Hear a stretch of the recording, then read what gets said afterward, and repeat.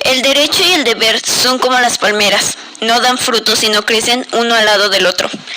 Todo se trata de derechos humanos, y no es algo que alguien te dé, sino algo que nadie te puede quitar. Todos los seres humanos somos valiosos y debemos ser tomados en cuenta. Somos mucho más fuertes cuando estamos juntos, cuando nos respetamos, cuando celebramos nuestra diversidad. Bienvenidos a Dialoguemos sobre Derechos Humanos, el podcast donde capítulo a capítulo yo, Cas, mejor conocida como Cassandra Partida Morúa, abordaremos temas relacionados sobre derechos humanos, sexualidad e identidad para el proyecto interdisciplinar de Prepa 16. Gracias por seguir aquí. En este otro capítulo por la materia de ciudadanía hablaremos sobre la discriminación y el multiculturalismo en los pueblos indígenas.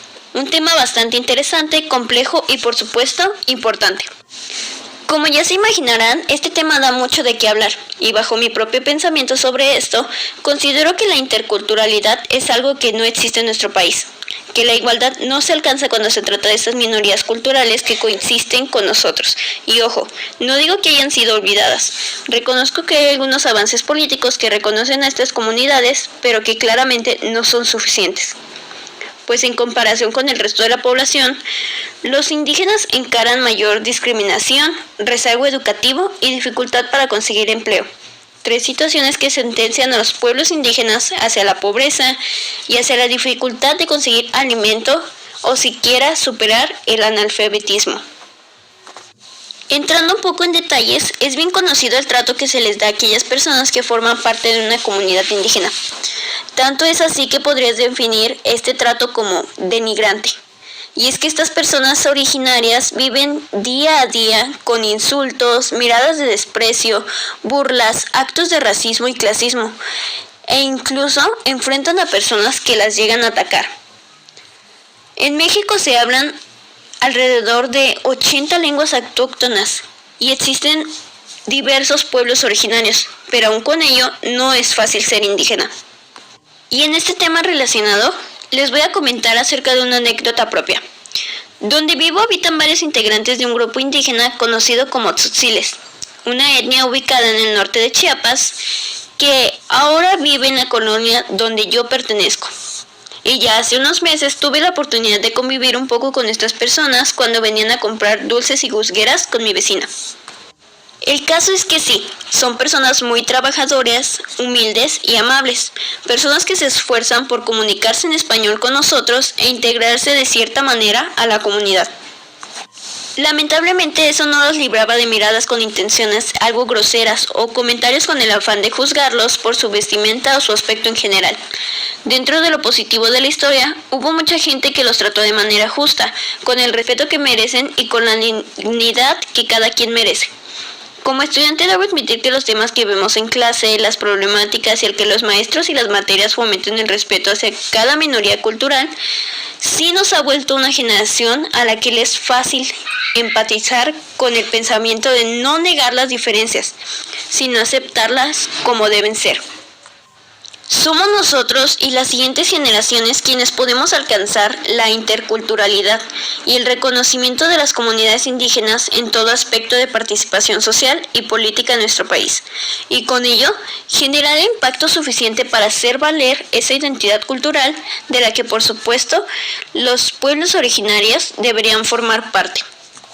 En México existe tanta diversidad cultural, tantas tradiciones y dialectos, una riqueza inigualable por cada pueblo, y es ahí donde encontramos nuestra identidad, aquello que nos arraiga como mexicanos y nos representa como patria para recordar nuestras raíces indígenas.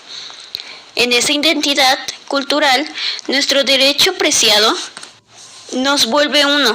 Nos hace sentir pertenecientes, respetados, aceptados, libres y sobre todo reconocidos. Por esto y para este propósito, los invito a conocer y reconocer a los pueblos indígenas como un miembro más en nuestra sociedad, no como una comunidad inferior o inmunda. Verdaderamente proteger y apoyar a las personas indígenas en base al respeto y a la igualdad de oportunidades, en base a la aceptación y el respeto hacia ellos y nosotros mismos como sociedad, una sociedad con raíces indígenas. No impongamos la cultura común, Eso es algo aceptado por gran parte de la población. No somos desiguales, somos distintos y eso, en vez de afectarnos, nos enriquece.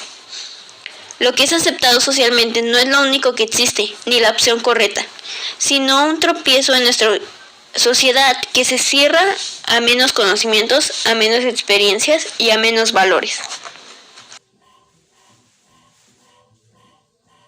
Contribution for the foreign language subject. Now, let's talk about cultural discrimination. This type of discrimination originates when a part of society considers that certain traditions, beliefs, customs, or habits are inferior. You don't have to think so much to know that is the indigenous community that suffers the most from this.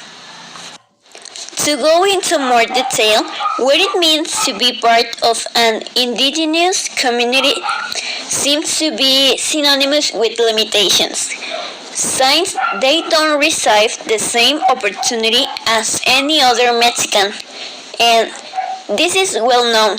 Many of them are illiterate people who never had the opportunity to study, to get a good salary at their jobs, or even to choose what they wanted for their life.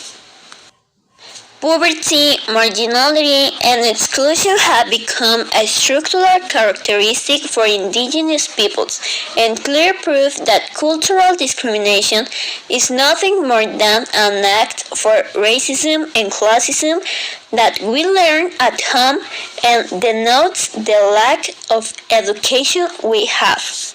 And it is still quite contradictory because when we talk about Mexico, we cannot avoid talking about pre-Hispanic cultures and what remains now in the indigenous peoples, but when we say Indian or indigenous, it becomes a derogatory, shameful, and even Mexican society has so ingrained this rude treatment that according to a 2023 INEGI survey on discrimination, of the total number of indigenous people who declared that they had been discriminated against in the last 12 months, 38% of them declared that they were discriminated against because of their religion's belief.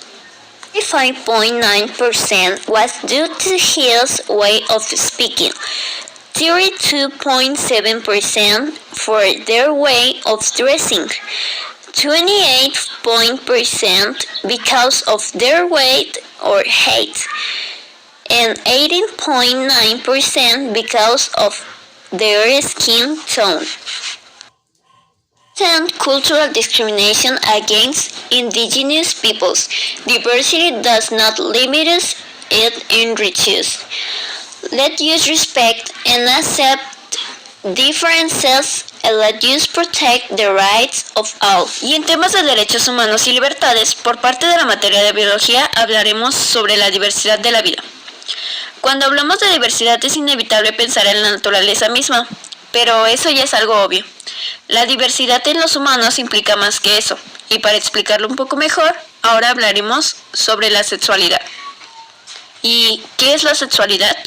Bueno, la sexualidad podría definirse como una serie de condiciones culturales, sociales, anatómicas, fisiológicas, emocionales, afectivas y de conducta relacionadas con el sexo que caracterizan de manera decisiva al ser humano, desde que nace hasta su edad adulta. Para interpretar esto un poco más, hablaremos sobre sexo social, gonadal, genético y biológico, así como cariotipos desde un punto científico y debatiremos si tales condiciones determinan nuestra identidad.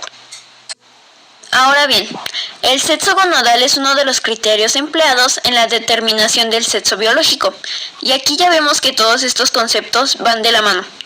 Pues el sexo gonadal se determina por si se posee ovarios en el caso de la mujer o testículos cuando se trata de un hombre, cuestión que no es desligada al sexo genético, que se da incluso antes que el sexo biológico, pues toma en consideración el sexo de un de un sujeto en base a la presencia de los cromosomas XX, que corresponderían al sexo femenino, o cromosomas XY, correspondientes al masculino, es decir, cariotipos de cromosomas. Y bueno, en conclusión, todos poseemos un sexo biológico, genético y gonadal. Y eso no es ninguna sorpresa. Pero es aquí donde, tras obtener en cuestión de estos una designación como hombre o como mujer, entramos en contacto con el sexo social, es decir, el género, como una estructura social algo adaptada y asignada por nuestros padres y otras personas a nuestro alrededor.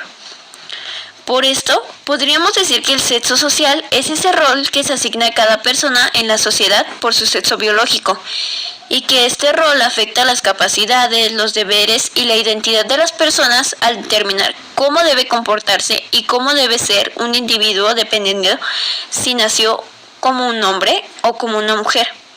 Entonces, sí, la identidad se ve afectada e influenciada desde nuestro nacimiento y durante la niñez, cuando nos topamos con el sexo social, pero no es totalmente limitada, pues hablando emocionalmente y afectivamente, si no coincidimos con ese sexo genético con el que nacimos, si se desea, puede hablarse abiertamente y de cierta manera cambiar este género con el que socialmente fuimos tratados. Ahora que entramos en términos de identidad, por parte de la materia de plan de vida, abordaremos la identidad y los agentes sociales.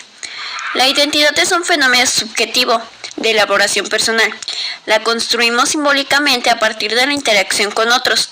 Es por eso que va ligada a un sentido de pertenencia a distintos grupos socioculturales con los que consideramos que compartimos características en común. Por esta razón, hablaremos de los agentes sociales más cercanos a la formación de nuestra identidad, es decir, la familia, los amigos y la escuela. Nuestra identidad es una formación de poco a poco, y nuestro primer agente es la familia. En esta etapa aprendemos valores, conocemos cómo comportamos según mamá y papá, reflejamos las acciones que hay en casa y nos identificamos con nuestros padres para determinar qué está bien y qué está mal. Pero luego viene la escuela, nuestro siguiente agente social, y nos volvemos críticos y reafirmamos nuestros valores para aprender a convivir con alguien más ajeno a nuestra familia, es decir, con los amigos, que por supuesto es otro agente social. En esta etapa nuestra identidad va guiada ya no solo por nosotros, sino por aquellos con quienes ahora nos rodeamos, pues pueden cambiar nuestros intereses y seguro nos reuniremos con aquellos con los que compartamos estos mismos. Por lo que llegamos a adaptar ciertas formas de vestir, comportarnos y de hablar, según lo que nos gusta y disfrutamos, pues queremos expresar nuestra libertad con quien mejor y aceptados nos sentimos. En resumidas cuentas, la construcción de la identidad implica comprender, representar y ser consciente de quiénes somos y de cómo nos consideramos social y personalmente, implicando facetas subjetivas como la individualidad, la autoestima, la capacidad de autorreflexión y autoobservación, así como la conciencia de uno mismo que vamos formando a partir de todos aquellos factores sociales con los que alguna vez convivimos, es decir, con los agentes sociales. Por último, y para dar con concluido con el tema de derechos humanos, por parte de la materia de filosofía abordaremos el artículo 4 de los derechos humanos, el cual postula que nadie estará sometido a esclavitud ni a servidumbre. La esclavitud y la trata de esclavos están prohibidas en todas sus formas. Y bueno, con esta narración quiero hablar sobre la explotación laboral infantil en México. La explotación laboral infantil es uno de los más grandes problemas en nuestro país y priva a miles y miles de niños de poder disfrutar su niñez, su potencial y su dignidad, al perjudicar su desarrollo físico y psicológico. Esta explotación laboral solo los daña y francamente lo considero esclavitud, pues quienes vemos pidiendo dinero en las calles, vendiendo dulces o lavando parabrisas por la ciudad son niños menores de 8 años quienes con fines económicos son mandados a trabajar sin importarles su bienestar, su desarrollo y sus derechos fundamentales. Es tan difícil la situación en México que según el Fondo de las Naciones Unidas para la Infancia, UNICEF, se estima que alrededor de 3.3 millones de menores de edad se encuentran trabajando en México. Este número representa aproximadamente 11% de los más de 29 millones de niños, niñas y adolescentes que residen en el país. Y eso no es todo. Después del impacto de la pandemia, se estima que alrededor de 180,000 niñas, niños y adolescentes se sumaron a esta cifra. Trabajan debido a las consecuencias económicas generadas por la crisis sanitaria.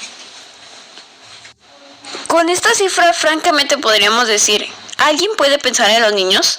Es bastante triste ver que aquellos niños están desprotegidos y vagando por las calles sin la oportunidad de conocer lo que es verdaderamente una familia y una niñez sana. ¿Y saben qué es lo curioso? Parte de esta población infantil que es obligada a trabajar en un porcentaje significativo son niños de origen indígena. Incluso este derecho a la no esclavitud es olvidado cuando se trata de los pueblos originarios. Esto fue Dialoguemos sobre Derechos Humanos. Gracias por escuchar. Soy Daira Cassandra Partida Morúa de Quinto F Matutino. Me despido. Gracias.